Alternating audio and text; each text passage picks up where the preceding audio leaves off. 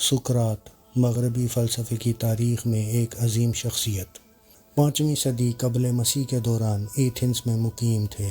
وہ اخلاقیات میں اپنی شراکت اور بعد کے فلسفیانہ فکر پر اپنے اثر و رسوخ کے لیے مشہور ہیں۔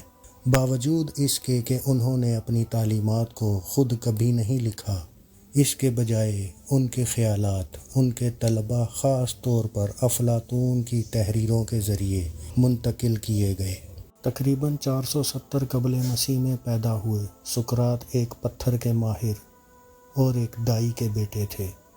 ان کی ابتدائی زندگی ممکنہ طور پر غیر قابل ذکر تھی، لیکن جیسے جیسے وہ پختہ ہوئے انہوں نے خود کو فلسفیانہ تحقیقات، مفروضوں پر سوالیہ نشان لگانے اور مکالمے کے ذریعے سچائی کی تلاش کے لیے وقف کر دیا۔ وہ ایتھنز میں اپنے مخصوص تدریسی طریقہ کار کے لیے مشہور ہوئے، ساتھی شہریوں کے ساتھ بات چیت میں مشغول رہنا تاکہ ان کے عقائد میں تضادات کو اجاگر کیا جا سکے اور تنقیدی سوچ کی حوصلہ افزائی کی جا سکے۔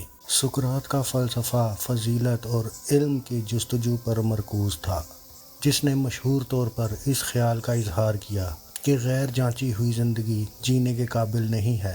وہ گہری سچائیوں اور اخلاقی تفہیم تک پہنچنے کے لیے خود سے اور دوسروں سے سوال کرنے کی اہمیت پر یقین رکھتے تھے۔ تاہم ان کی واضح فطرت اور ایتھنز کے روایتی عقائد اور اختیار کو چیلنج کرنے کا رجحان بالآخر ان کے زوال کا سبب بنا۔ سقراط کی تعلیمات اور طریقوں نے انہیں ایتھنیائی اشرافیہ کے درمیان مداح اور دشمن دونوں بنا دیا، خاص طور پر جب شہر میں سیاسی کشیدگی بڑھ گئی۔ قبل مسیح میں سقراط کو ایتھنز کے نوجوانوں کو بگاڑنے اور بے حیائی، شہر کے دیوتاؤں کی بے عزتی کے الزام میں 399 مقدمات میں لایا گیا۔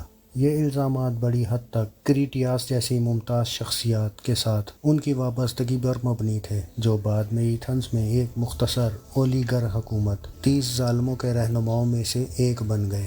اپنے مقدمے کی سماعت کے دوران سقراط نے اپنے اصولوں سے سمجھوتہ کرنے یا رحم کی بھیک مانگنے سے انکار کرتے ہوئے خصوصیت اور منطق کے ساتھ اپنا دفاع کیا۔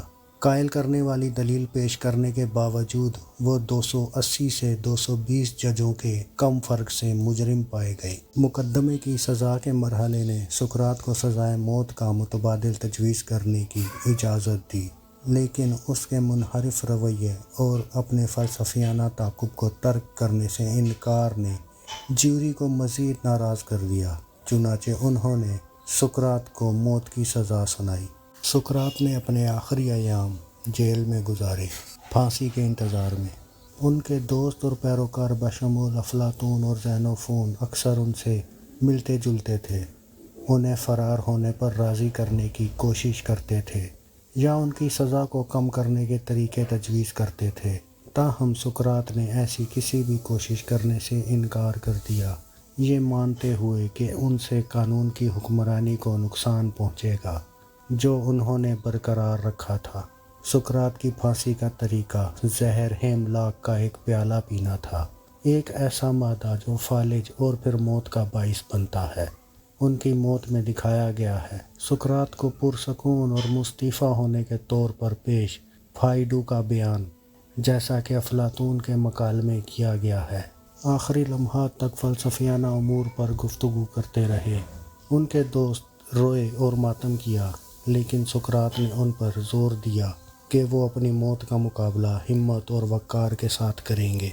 سقراط کی موت فلسفے کی تاریخ میں ایک اہم لمحہ ہے۔ سچائی کی تلاش کے لیے ان کی اٹوٹ وابستگی اور اپنے اصولوں کے لیے مرنے کے لیے ان کی رضامندی نے ایک لازوال میراث چھوڑی ہے۔ اپنے طالب علم افلاطون اور دیگر کے ذریعے سقراط کے خیالات آنے والی نسلوں تک مغربی فکر کی تشکیل کرتے رہے اور کرتے رہیں گے، جو نسلوں کے مفکرین اور فلسفیوں کو متاثر کرتے رہیں۔ خلاصہ یہ کہ سقراط ایک فلسفی تھا جس نے اپنی زندگی مفروضوں پر سوال کرنے اور سچائی کی تلاش کے لیے وقف کر دی۔ بالآخر اپنے عقائد پر سمجھوتہ کرنے کی بجائے دیانتداری کے ساتھ موت کا سامنا کیا۔ ان کی موت فکری آزادی کی قیمت اور فلسفیانہ تحقیقات کی پائیدار طاقت کی ایک پرجوش مثال ہے، جو رہتی دنیا تک قائم رہے گی۔